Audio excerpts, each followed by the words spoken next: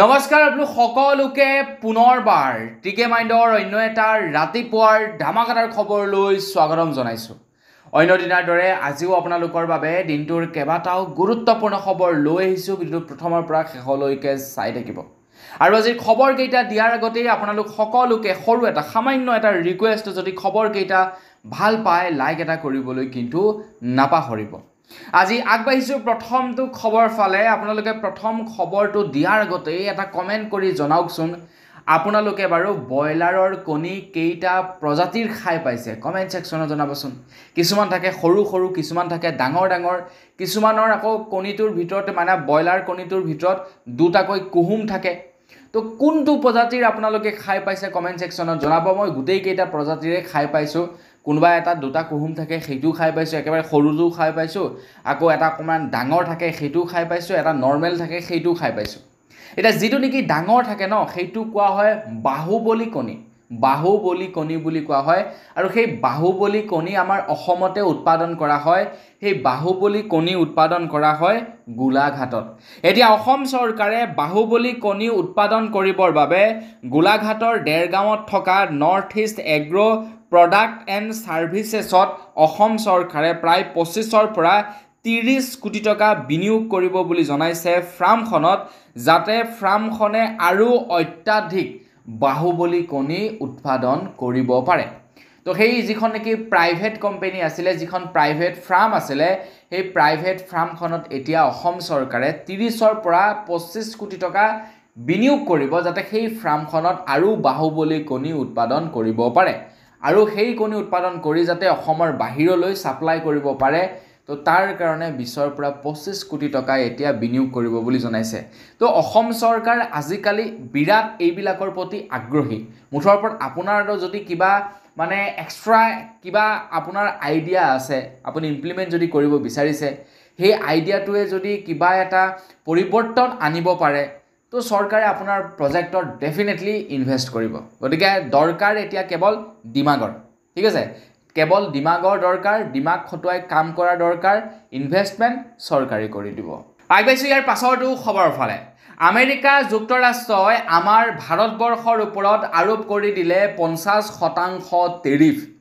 আগতে 25% আছিলে আৰু এতিয়া অধিক আৰু 50% টেৰিফ লাগু কৰি দিলে আমাৰ ভাৰতৰ ওপৰত। এতিয়া যেতিয়াই নেকি আমাৰ ভাৰতৰ ওপৰত 50% টেৰিফ আৰোপ কৰি দিলে ডোনাল্ড ট্ৰাম্পে, তো ডোনাল্ড ট্ৰাম্পে 50% টেৰিফ বৃদ্ধি কৰি দিয়াৰ লগে লগে আমাৰ ভাৰতবৰ্ষৰ বজাৰত হেনো সাংঘাতিক ৰকমে পৰিৱৰ্তন আহিব বুলি খবৰ ওলাই পৰিছে। মই ভাবি আছিলোঁ আমাৰ ভাৰতে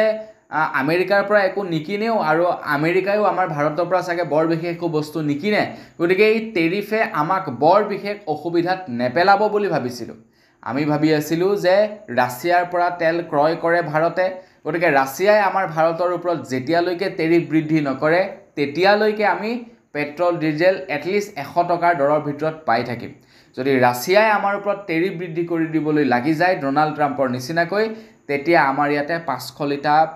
হ'বগৈ পেট্ৰল আৰু ডিজেলৰ দাম। এতিয়া ডোনাল্ড ট্ৰাম্পে আমাৰ ভাৰতৰ ওপৰত 50% টেৰিফ বৃদ্ধি কৰি দিয়াৰ লগে লগে আমাৰ ভাৰতৰ হেনো প্ৰায় 2,17,000 কোটি টকাৰ লোকচান হোৱাৰ সম্ভাৱনা আছে বুলি জনাইছে আৰু প্ৰায় 5,04,000 কোটি টকাৰ ব্যয়ত বিস্তৰ প্ৰভাৱ পৰিব বুলি জনাইছে আমাৰ অসমত, আমাৰ ভাৰতবৰ্ষত। আমাৰ ভাৰতবৰ্ষৰ ইমান বৃহৎ ক্ষতি হ'ব, কাৰণ আমেৰিকাৰ পৰা হেনো বহুত বস্তু আহে আমাৰ ভাৰতলৈ, বহুত বস্তু আহে। গতিকে সেই বস্তুবিলাক এতিয়া অনাত অকণমান ব্যাঘাত জন্মিব, বা আমাৰ ভাৰতেও আমেৰিকালৈ বহুত বস্তু ছাপ্লাই কৰে, সেই বস্তুবিলাক ছাপ্লাই কৰাৰ ক্ষেত্ৰত ব্যাঘাত জন্মিব, কাৰণ টেৰিফ বৃদ্ধি কৰি দিছে আমেৰিকাই। ফলত লোকচান হ'ব আমাৰ ভাৰতৰ আৰু বহু পৰিমাণে লোকচান হ'ব বুলি ৰিপৰ্টছ ওলাইছে। মানে এই যি নেকি টেৰিফ বৃদ্ধি কৰিছে ন আমেৰিকাই, ইয়াৰ একমাত্ৰ কাৰণ হৈ গ'ল ৰাছিয়া। আমেৰিকাই কৈছে যে ৰাছিয়াৰ পৰা তহঁতে তেল ক্ৰয় কৰিব নোৱাৰ, কিন্তু ভাৰতে কৈছে নহয়, আমি ৰাছিয়াৰ পৰাই তেল ক্ৰয় কৰিম। আৰু যাৰ কাৰণে নেকি আমেৰিকাই আমাৰ ভাৰতৰ ওপৰত এনেকুৱা প্ৰেছাৰ ক্ৰিয়েট কৰিছে, 50% টেৰিফ বৃদ্ধি কৰি দিছে। আগাইছোঁ ইয়াৰ পাছৰটো খবৰৰ ফালে অসমলৈ আহিব অমিত শ্বাহ ডাঙৰীয়া অমিত শ্বাহ ডাঙৰীয়া অসমলৈ আহিব আৰু অমিত শ্বাহ ডাঙৰীয়াক আদৰণি জনাবৰ কাৰণে এতিয়া বিভিন্ন পলিটিচিয়ানে ডাঙৰ ডাঙৰ বেনাৰ পোষ্টাৰসমূহ আঁৰিছে অমিত শ্বাহ ডাঙৰীয়াক আদৰণি জনায় আৰু সেই সময়তে আমি অসম গণ পৰিষদৰ দুজন নেতাৰ যোৱাকালি পোষ্টাৰ দেখিবলৈ পালোঁ তেওঁলোকেও আদৰণি জনাইছে এটা তেওঁলোকে যে আদৰণি জনাইছে সেইটো নৰ্মেল কথা জনাওক কাৰণ তেওঁ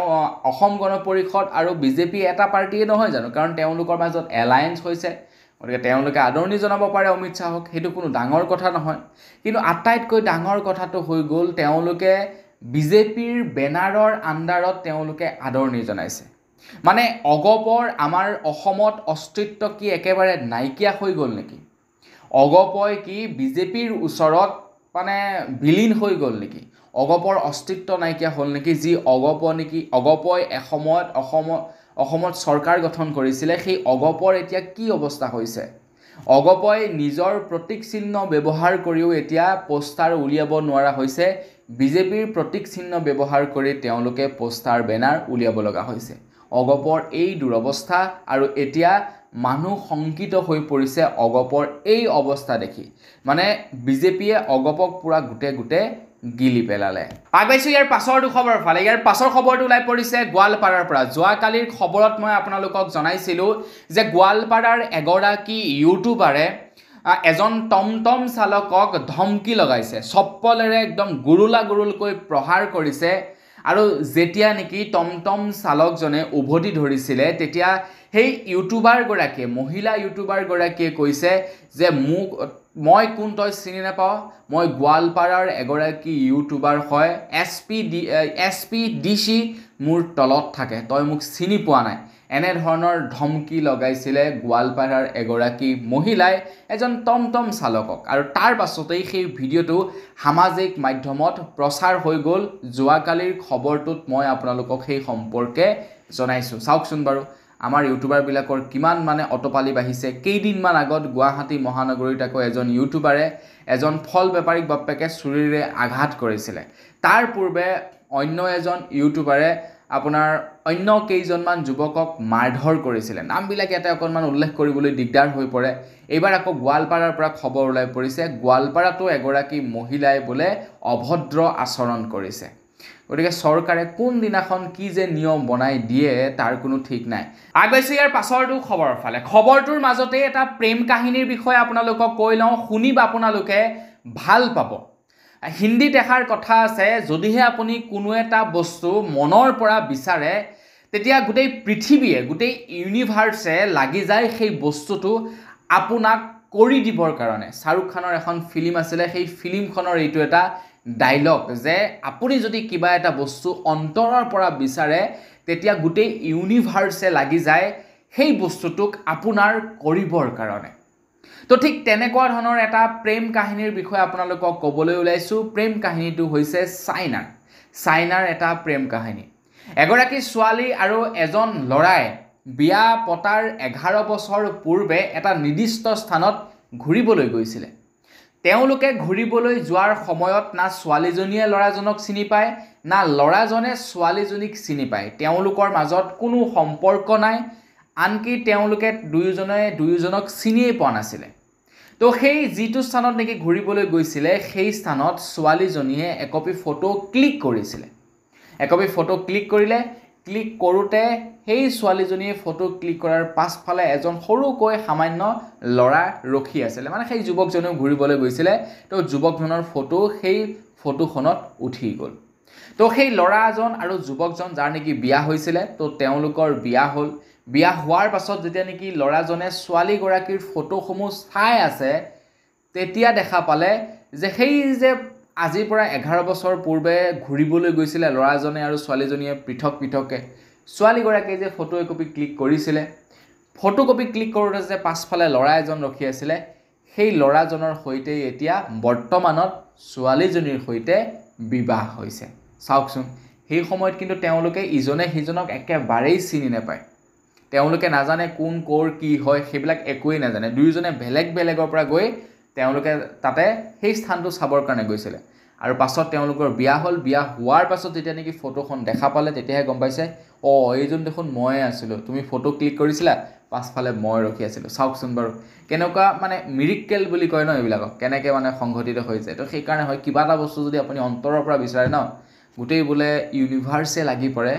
সেই বস্তুটোক আপোনাৰ কৰিবৰ কাৰণে আগাইছোঁ ইয়াৰ পাছৰটো খবৰৰ ফালে আজিৰ পৰা কেইদিনমান পূৰ্বে বাংলাদেশৰ পৰা কিছু নম্বৰৰ জৰিয়তে বাংলাদেশৰ কিছু মানুহে ধুবুৰীৰ কিছু মানুহলৈ ফোন কলৰ জৰিয়তে ধমকি দিছিলে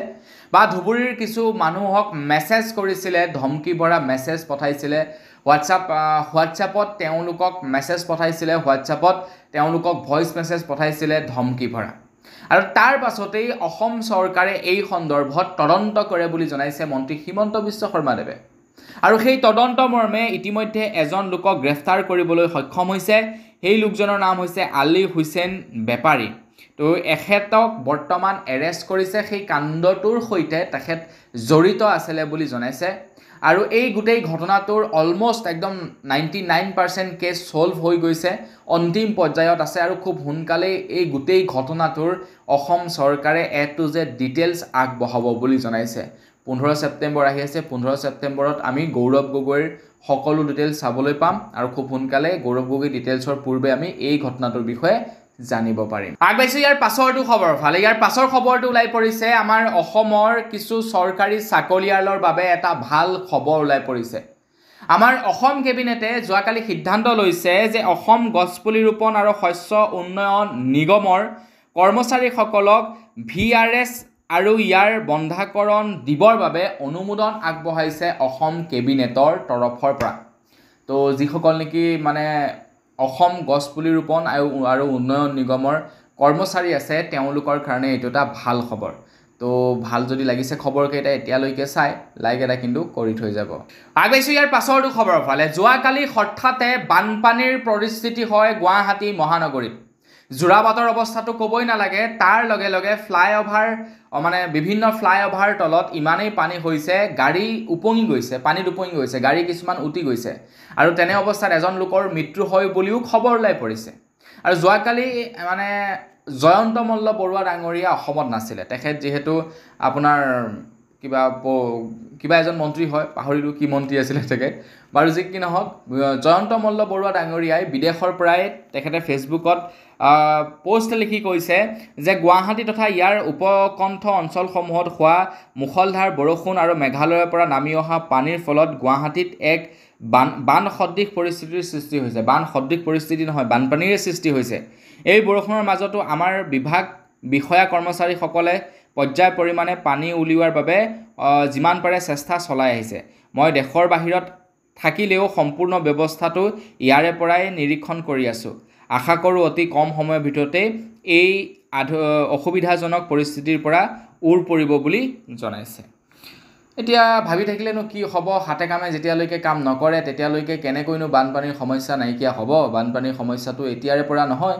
গুৱাহাটী মহানগৰীৰ তাহানিৰ পৰা চলি আহিছে তো বাহিৰা দেশবিলাকত দেখোন আপোনাৰ মানুহে ইমান মানে বিজ্ঞান প্ৰযুক্তিবিদ্যা ব্যৱহাৰ কৰে ইমান দোকান পোহাৰ মানুহৰ বিল্ডিং ইফালে বিল্ডিং সিফালে বিল্ডিং তাৰ পাছতো এনেকুৱাবিলাক বস্তু নহয় কিয় তাৰ টেকন'লজি এইবিলাক আমাৰ ভাৰতে ব্যৱহাৰ কৰিব নোৱাৰে কিয় ইয়াতে কি মানে কমি আছে আমাৰ ভাৰতৰ ওচৰত যাৰ কাৰণে বাহিৰা টেকন'লজিবিলাক এডপ্ট কৰিব নোৱাৰে বাকি কিছুমান বস্তুটো সব এডপ্ট কৰিছে সেই বস্তুবিলাক কিয় এডপ্ট নকৰে ভাৰতে চাওক বাহিৰত পানীয়ে নহয় তেনেকুৱা ধৰণৰ পানী পটকেনে মানে নোহোৱা নহয় পানী হ'বই সেইটো প্ৰাকৃতিক বস্তু কিন্তু অসমৰ নিচিনা নহয় আৰু সেই অকণমান বৰষুণ দিলে পানী হৈ গ'ল আগবাইছোঁ ইয়াৰ পাছৰটো খবৰ ফালে ইয়াৰ পাছৰ খবৰটো ওলাই পৰিছে যোৰহাটৰ পৰা খবৰ ওলাইছে যে অৰুণোদয় আঁচনিৰ হিতাধিকাৰীৰ তালিকাৰ পৰা বহুতো মানুহৰ নাম হেনো কৰ্তন কৰা গ'ল আগৰে পৰা পাই থকা বহুতো মহিলাৰ নামো বোলে এইবাৰ কৰ্তন কৰিছে যোৰহাটৰ পৰা এটা কিয় কৰ্তন কৰিছে ইয়াৰ একমাত্ৰ কাৰণ হ'ল যে তেওঁলোকে বিজেপিৰ সৈতে নুঘূৰে তেওঁলোকে বিজেপিক ভোটদান নকৰে যাৰ কাৰণে তেওঁলোকৰ নাম অৰুণোদয় আঁচনিৰ হিতাধিকাৰীৰ লিষ্টৰ পৰা কাটি দিলে এতিয়া যদিহে সেই পইচাটো বিজেপি পাৰ্টিৰ নিজা পকেটৰ পৰা দিলেহেঁতেন ইয়াতে মই ক'ব লগা একো নাথাকিলেহেঁতেন কিন্তু সেই পইচাটো দিছে চৰকাৰৰ মানে অসমৰ পইচা অসমৰ ৰাজকোষৰ পৰা দিছে পইচাটো দিছে বিজেপি পাৰ্টিৰ দিনত বা বিজেপি চৰকাৰৰ দিনত, সেইটো বেলেগ কথা। কিন্তু সেই পইচাটোৰ দায়িত্ব আমি অৰ্পণ কৰিছোঁ বিজেপি পাৰ্টিক। তো বিজেপি পাৰ্টিয়ে জনসাধাৰণক দিছে, তো তানে ক্ষেত্ৰত আকৌ কোন বিজেপি কোন কংগ্ৰেছ, এইটো কেনেকুৱা কথা? চবেই পাব লাগে পইচা। ইয়াতে আকৌ কিহৰ লেভেলডাল দেখালে? মই বিজেপিৰ, তই বিজেপিৰ লগত ঘূৰা নাই, তোক পইচা নিদিওঁ, এইটো কিহৰ ফটোৱা লেভেল? আগবাইছোঁ ইয়াৰ পাছৰটো খবৰৰ ফালে। ভাৰতৰত্ন ডক্টৰ ভূপেন হাজৰিকাৰ ওপৰত ওলাইছে ইয়াৰ পাছৰ খবৰটো। ভাৰতৰত্ন ডক্টৰ ভূপেন হাজৰিকাৰ ওপৰত এটা 100 টকীয়া নোট মানে উলিয়াব বুলি মই আপোনালোকক এটা খবৰত জনাইছিলোঁ। বহুলোকে ফেক নিউজ বুলি কৈছিলে, কিন্তু এতিয়া চৰকাৰৰ ফালৰ পৰা অফিচিয়েল নটিচ আহি গৈছে, মানে অফিচিয়েল নিৰ্দেশনা আহি গৈছে। খবৰ লোৱা অনুসৰি ভাৰতৰত্ন সুধাকণ্ঠ ডক্টৰ ভূপেন হাজৰিকাৰ স্মৃতিত প্ৰস্তুত হ'ব 100 টকীয়া মুদ্ৰা প্ৰস্তুতৰ বাবে চৰকাৰী অধিসূচনা জাৰি কৰি দিছে বুলি খবৰ ওলাই পৰিছে। মানে তেখেতৰ সন্মান জনাবৰ কাৰণে তেখেতক, তো তাৰ বাবে 100 টকীয়া এটা মুদ্ৰাৰ প্ৰচলন নকৰে। একচুৱেলি 100 টকীয়া এটা মুদ্ৰা উলিয়াব। সেই মুদ্ৰাটো আপোনালোকে চলাব নোৱাৰিব, সেই মুদ্ৰাটো ব্যৱহাৰ কৰিব নোৱাৰিব, কিন্তু তেখেতক সন্মান জনাবৰ বাবে আমাৰ ভাৰতীয় কাৰেঞ্চিৰ লিষ্টত তেখেতৰ নামেৰে মানে সেই মুদ্ৰাটো নামাকৰণ কৰা হ'ব, বা তেখেতৰ প্ৰতিলিপি থাকিব সেই মুদ্ৰাটোত। আগবাইছোঁ ইয়াৰ পাছৰটো খবৰৰ ফালে। যোৱাকালি অসম কেবিনেটে এক সিদ্ধান্ত লয়, এক গুৰুত্বপূৰ্ণ সিদ্ধান্ত লয়, আৰু সেই গুৰুত্বপূৰ্ণ সিদ্ধান্ত মৰ্মে এতিয়া খবৰ ওলাইছে খুব শীঘ্ৰেই আমাৰ অসমত প্ৰায় 27টা নতুন পদ মুকলি হ'ব বুলি জনাইছে অসম চৰকাৰৰ ফালৰ পৰা। মুখ্যমন্ত্ৰী হিমন্ত বিশ্ব শৰ্মাদেৱে জনাইছে যে নতুনকৈ প্ৰায় 3টাকৈ প্ৰতিষ্ঠানৰ সৈতে আমাৰ অসমৰ 3টা প্ৰতিষ্ঠানক আমাৰ অসম কেবিনেটে অনুমোদন জনাইছে বুলি খবৰ ওলাই পৰিছে। এই 3টা প্ৰতিষ্ঠানে প্ৰায় 969 কোটি টকা ব্যয় কৰিব বুলি জনাইছে 4টা প্ৰকল্পত। প্ৰায় 4টা প্ৰকল্প তেওঁলোকে কৰিব 3টা প্ৰতিষ্ঠানে। তো সেই প্ৰতিষ্ঠান কেইটাৰ সৰ্বমুঠ ব্যয় হ'ব 369, আৰু য'ত নেকি প্ৰায় 969 কোটি টকা ব্যয় কৰিব, আৰু য'ত নেকি প্ৰায় 2704টা পদ মুকলি হ'ব, য'ত অসমৰ ল'ৰা ছোৱালীয়ে তাতে চাকৰি লাভ কৰিব বুলি জনাইছে। তো বন্ধু বান্ধৱীসকল, ভালেই হ'ব ন? তো বাহিৰা ল'ৰা ছোৱালীবিলাকে কাম পোৱাতকৈ অসমৰ ল'ৰা ছোৱালীবিলাকে কাম পালে খুব ভাল লাগিব। কিন্তু কথাটো হৈ গ'ল কি, লাহে লাহে কিন্তু মানে সেই বস্তুটো নাইকিয়া হৈ যায়। ধৰি লওক কোম্পানীসমূহ আহিলে, এষ্টাব্লিছ হোৱাৰ পাছত যেতিয়া নেকি তেওঁলোকৰ এটা ভাল মানে ইয়াতে প্লেটফৰ্ম বনি গ'ল, তাৰপাছত তেওঁলোকে বাহিৰৰ মানে ল'ৰা ছোৱালীবিলাককহে বেছিকৈ নিযুক্তি দিয়ে। যেনেকৈ এতিয়া আপুনি অইল ইণ্ডিয়ালৈ চাওক, তেল ডিপুবিলাকলৈ চাওক, চব বাহিৰৰ মানুহ ন, অসমৰ মানুহটো নাই। গতিকে সেই বস্তুটো বেয়া কৰে। তো অসম চৰকাৰে সেইটো ষ্ট্ৰিক্টলি নিয়ম বনাব লাগে যে ইয়াত ভাই বেলেগৰ এমপ্লয় নচলিব, অসমৰ মানুহেই চলাব লাগিব, তহঁতে অসমৰ এমপ্লয় ল'ব লাগিব। বিজনেছ কৰিবলৈ মন আছে যদি কৰহি, কৰিবলৈ মন নাথাকিলে ইয়াৰ পৰা পলা। আগবাইছোঁ ইয়াৰ পাছৰটো খবৰৰ ফালে। অসমৰ মুখ্যমন্ত্ৰী ডক্টৰ হিমন্ত বিশ্ব শৰ্মাদেৱে জনাইছে যে খুব শীঘ্ৰেই ব্ৰিটিছ মিউজিয়ামৰ পৰা আমাৰ অসমলৈ অনা হ'ব বৃন্দাবনী বস্ত্ৰ। মুখ্যমন্ত্ৰী হিমন্ত বিশ্ব শৰ্মাদেৱে জনাইছে যে ব্ৰিটিছ মিউজিয়ামৰ সৈতে আলাপ আলোচনা কৰি থকা হৈছে, আৰু খুব সোনকালে আমি এটা ইতিবাচক খবৰ লাভ কৰিম বুলি জনাইছে। ব্ৰিটিছ মিউজিয়ামত থকা বৃন্দাবনী বস্ত্ৰ আমাৰ অসমলৈ লৈ আহিব বুলি জনাইছে মন্ত্ৰী হিমন্ত বিশ্ব শৰ্মাদেৱে। তো আমাৰ তৰফৰ পৰা মন্ত্ৰী হিমন্ত বিশ্ব শৰ্মাদেৱক বহুত ধন্যবাদ জনাইছোঁ, আৰু তেখেতক মানে জোচ দিছোঁ আমাৰ তৰফৰ পৰা যিমান পাৰোঁ, তেখেতক আমি কংগ্ৰেচুলেট কৰিছোঁ যাতে তেখেতে ব্ৰিটিছ মিউজিয়ামৰ পৰা বৃন্দাবনী বস্ত্ৰ অসমলৈ আনিব পাৰে, তাৰেই কামনা কৰিছোঁ। আপোনালোকেও তেখেতৰ হৈ সুন্দৰকৈ এটা কমেণ্ট ছেকশ্যনত কমেণ্ট লিখি থৈ যাব। আগবাইছোঁ ইয়াৰ পাছৰটো খবৰৰ ফালে। আমাৰ অসমত আকৌ এবাৰ প্ৰতিবাদ হ'ব, এইবাৰ বৰ আচৰিতভাৱে। মানে যেনেকৈ নেকি কা আন্দোলন হৈছিলে, ঠিক তেনেকুৱা ধৰণৰ আন্দোলন হ'বলৈ গৈ আছে পুনৰবাৰ। মানে আন্দোলন নহয়, প্ৰতিবাদ হ'বলৈ গৈ আছে আমাৰ অসমত, আৰু এই প্ৰতিবাদ কৰিব এইবাৰ ছাত্ৰ সন্থাৰ তৰফৰ পৰা। ছাত্ৰ সন্থাৰ তৰফৰ পৰা কৈছে 4 ছেপ্টেম্বৰৰ পৰা ৰাজ্যজুৰি সত্যাগ্ৰহৰ কাৰ্যসূচী ল'ব সদৌ অসম ছাত্ৰ সন্থাৰ তৰফৰ পৰা। তো তেওঁলোকে কেইটামান চৰ্ত উল্লেখ কৰিছে চৰকাৰৰ সন্মুখত। সেইকেইটা যদি চৰকাৰে পূৰণ নকৰে, তেন্তে তেওঁলোকে 4 ছেপ্টেম্বৰৰ পৰা সত্যাগ্ৰহৰ কাৰ্যসূচী হাতত ল'ব বুলি জনাইছে। তেওঁলোকে কৈছে যে অসমত থকা মৌলবাদীক পুলি পোখাই উৎখাত কৰিব লাগিব, সীমান্তত বাংলাদেশী দেখাৰ লগে লগে গুলীওৱাৰ নিৰ্দেশনা দিব লাগিব, NRCৰ পুনৰ নিৰীক্ষণ হ'ব লাগিব, অসমক কাৰ পৰা আঁতৰাই ৰাখিব লাগিব। এইকেইটা তেওঁলোকৰ, এই 4টা তেওঁলোকৰ মুখ্য তেওঁলোকৰ মানে চৰকাৰৰ প্ৰতি থকা তেওঁলোকৰ মুখ্য দাবী তো এই দাবীকেইটা যদি চৰকাৰে পালন নকৰে তেনেহ'লে 4 ছেপ্টেম্বৰৰ পৰা অমিত শ্বাহ ডাঙৰীয়া অহাৰ পূৰ্বে আমাৰ অসমত হ'ব এক বৃহৎ প্ৰতিবাদ আৰু এই হুংকাৰ দিছে আছুৰ তৰফৰ পৰা আমাৰ অসমৰ মুখ্যমন্ত্ৰী ডক্টৰ হিমন্ত বিশ্ব শৰ্মাদেৱক এতিয়া দেখা যাওক মন্ত্ৰী হিমন্ত বিশ্ব শৰ্মাদেৱে কেনে ধৰণৰ মানে প্ৰচেষ্টা হাতত লয় বা আছুৰ এই গোটেইকেইটা নিয়ম মানি লয়নে বা গোটেইকেইটা দাবী মানি ল'বনে অসম চৰকাৰে এইটো ডাঙৰ কথা আগবাইছোঁ ইয়াৰ পাছৰটো খবৰৰ ফালে গোৱালপাৰাত ইউটিউবাৰগৰাকীয়ে যি নেকি উদ্ভণ্ডালি কৰে যি নেকি উৎপাত কৰে মই আপোনালোকক কৈছিলোঁহে কোনদিনাখন চৰকাৰে কি নিয়ম বনাই দিয়ে তাৰ কোনো ঠিক নাই এতিয়া নিয়ম ওলায়ে পৰিলে এতিয়া নিয়ম ঘোষণা কৰিছে সৰ্বোচ্চ ন্যায়ালয়ে এতিয়াৰে পৰা ছ'চিয়েল মিডিয়া ইনফ্লুৱেঞ্চাৰসকলে যিসকলে নিজকে ছ'চিয়েল মিডিয়া ইনফ্লুৱেঞ্চাৰ বুলি কয় মই কিন্তু ছ'চিয়েল মিডিয়া ইনফ্লুৱেঞ্চাৰ বুলি নকওঁ বাৰু মই এজন কণ্টেণ্ট মানে ভিডিঅ' ক্ৰিয়েটৰ বুলি কওঁ তো যিবিলাক নেকি মানে আৰু ছ'চিয়েল মিডিয়া ইনফ্লুৱেঞ্চাৰ আছে তেওঁলোকে এতিয়াৰে পৰা নিজৰ ভিডিঅ'ত ভিউজ বৃদ্ধি কৰিবৰ কাৰণে গালি গালাজ পাৰিব নোৱাৰিব শাৰীৰিকভাৱে অক্ষম লোকসকলক বডি শেমিং কৰিব নোৱাৰিব বা তুচ্ছ তাচ্ছিল্য মন্তব্য কৰিব নোৱাৰিব মুখত যি আহে বাক স্বাধীনতা আছে বুলিয়ে যি টি কৈ দিব নোৱাৰিব যদি কৈ দিয়ে যদি সমাজত উত্তেজনামূলক কিবা পৰিস্থিতিৰ সৃষ্টি হ'ব পাৰে তেখেতে কোৱা কথাৰ পৰা তেনেহ'লে তেওঁলোকৰ ওপৰত একশ্যন ল'ব বুলি জনাইছে সৰ্বোচ্চ ন্যায়ালয় মই কৈছিলোঁ নাই বেছিদিন নাই কিছুমান নিয়ম বনাই দিব অসমত সেয়া চাওক নিয়ম বনালে অসম নহয় গোটেই ভাৰতবৰ্ষতে এই নিয়মকেইটা প্ৰযোজ্য কৰিছে গতিকে সাৱধান এতিয়াৰে পৰা মুখত যি টি আহিলে বুলি ভিডিঅ' বনাই নিদিব আগবাইছোঁ ইয়াৰ পাছৰটো খবৰ ফালে আমাৰ অসমত এতিয়া মাটি ক্ৰয় বিক্ৰয়ক লৈও নিয়ম বনাই দিছে অসম চৰকাৰে এতিয়াৰে পৰা আপুনি যদি এজন মুছলমান হয় আপুনি যদি অন্য এজন মুছলমানক মাটি বিক্ৰী কৰিব বিচাৰে তেনেহ'লে ইমান ঝামেলা নাথাকিব মই এজন হিন্দু হয় মই অন্য এজন হিন্দুক যদি মাটি বিক্ৰী কৰিব বিচাৰোঁ তেনে ক্ষেত্ৰত একো ঝামেলা নাথাকিব কিন্তু যদি এজন হিন্দুৱে মুছলমানক মাটি বিক্ৰী কৰিব বিচাৰে বা এজন মুছলমানে যদি হিন্দুক মাটি বিক্ৰী কৰিব বিচাৰে তেনেহ'লে অকণমান জটিলতা আহিব বুলি জনাইছে অসম চৰকাৰে কৈছে যে ধৰ্ম বেলেগ হ'লে মাটি ক্ৰয় বিক্ৰয়ক লৈ এতিয়া মানিব লাগিব কিছুমান নিয়ম আয়ুক্তৰ ওচৰত জনাব লাগিব প্ৰথমে আবেদন আয়ুক্তই ৰেভিনিউ বিভাগক প্ৰেৰণ কৰিব আবেদন ৰেভিনিউ বিভাগে অসম আৰক্ষীলৈ প্ৰেৰণ কৰিব আবেদন মাটি ক্ৰয় কৰাৰ উৎস সামাজিক গাঁথনি ৰাষ্ট্ৰীয় নিৰাপত্তাৰ ওপৰত তদন্ত কৰিব আৰক্ষীয়ে SBয়ে সম্পূৰ্ণ দিশ নিৰীক্ষণ কৰি পঠাব আয়ুক্তলৈ আৰু শেষত আয়ুক্তই ল'ব সিদ্ধান্ত যে মাটিখিনি বিক্ৰী কৰিব পাৰিব নে নোৱাৰিব ধৰি লওক আপুনি এজন মুছলমান অন্য এজন মুছলমানক বিক্ৰী কৰিছে প্ৰব্লেম নাই আপুনি এজন হিন্দু অন্য এজন হিন্দুক মাটিখিনি বিক্ৰী কৰিবলৈ লৈছে প্ৰব্লেম নাই কিন্তু হিন্দুৱে যদি মুছলমানক বিক্ৰী কৰিবলৈ লয় মুছলমানে যদি হিন্দুক বিক্ৰী কৰিবলৈ লয় এই ক্ষেত্ৰত এটা দীঘলীয়া মানে নিয়ম আহি পৰিব আগবাইছোঁ ইয়াৰ পাছৰ খবৰটোৰ ফালে